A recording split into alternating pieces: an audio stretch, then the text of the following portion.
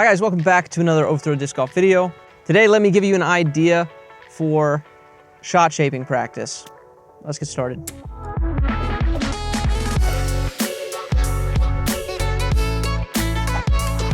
All right, setup. Get your target. I'm using my bag because it's easy. Next, bring your discs.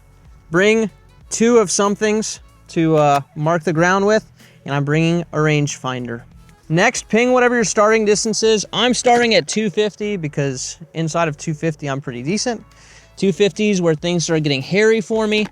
Next, I need to create a gap. Okay, so I put kind of my gap, my line, these two, they're about 10 feet apart. You can make them more narrow, you can make them wider, depending on how you need to adjust it for your difficulty level. For me, the purpose of this is just to force myself to do different shot shapes. You're gonna see in a second. This is, I don't know, maybe 50 or 75 feet away from where I'm throwing from. Here, I've got the three basic shot shapes that you need. You've got, with this middle gap, you've got the straight shot.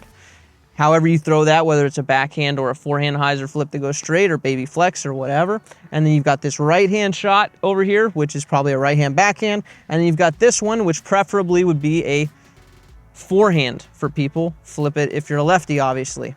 All that being said, no matter what, you need to be able to hit this shot shape from 250 feet. So however you can get it there, you got to get it there. And this at least is a good tool to show you what you need to work on.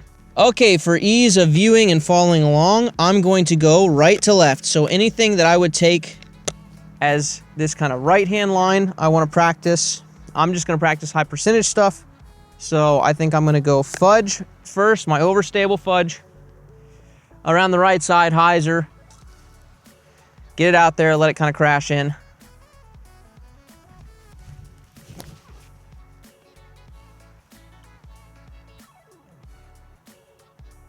Short. Man, I was like, get in the bag. It was very short. So I probably need to throw something a little. I don't think I really want to throw any harder than that. I think I'm going to throw something a little more overstable. Benefit of this is you learn your bag as well, right? So 250 in a headwind on a sweeping hyzer with my fudge, probably not going to be the play.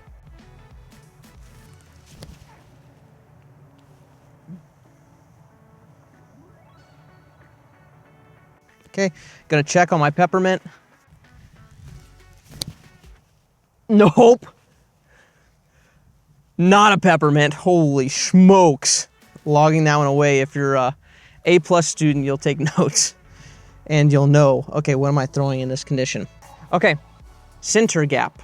So center gap, I would just go putter up the gut. Little headwind, so I'm just gonna go fudge. You have to breathe on your discs so everybody thinks you kiss your discs. It's a very important part of my training program. Come on, be Evan Smith. Ooh, a little more height. This is probably the tougher of the categories. It's not just a big dummy hyzer. Go. Oh, that's there. Maybe a little short. Popcorn and headwind. I don't think so. I'll be back.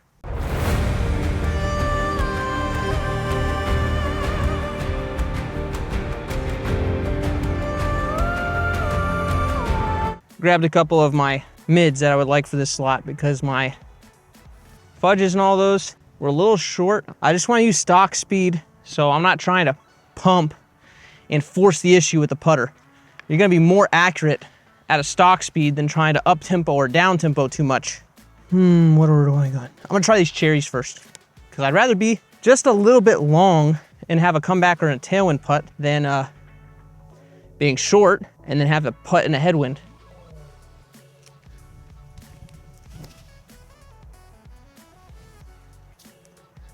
Yeah. 250 in a headwind, definitely mid-range territory. Peach might be too understable. We're gonna see kind of at this speed what happens. Yeah, it's too understable. I even hit it with a little nose up. For my info, headwind, 250, mid-range. Tailwind, putter. You should practice that type of stuff, but I know for me right now that if I went to 200, it's obviously not gonna be mid for me. Okay, Left side, strong side. Some nice little hyzer forehands. If you don't have a forehand, there's gonna be Anheuser backhand for you. Ooh, that thing was wobbly. Ba-doop. Pick the right disc though. Nice and easy. This is a high-speed driver, but I'm kind of close to this gap, so I'm gonna play a little bit of ground play here.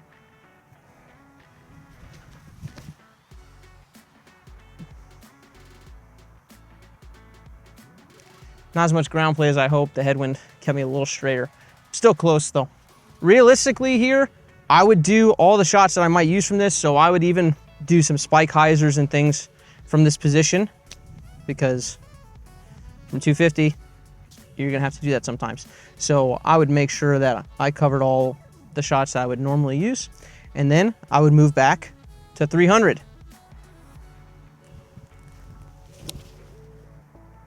That's too much disc.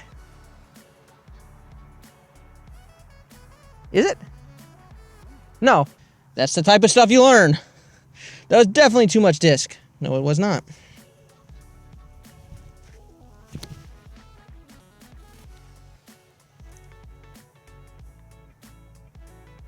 Okay.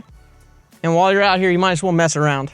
This is one of my besetting disc golf problems, is I play too much. And it comes out in actual gameplay.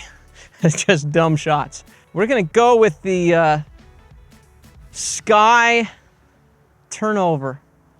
And Dakota's gonna do his best to catch it.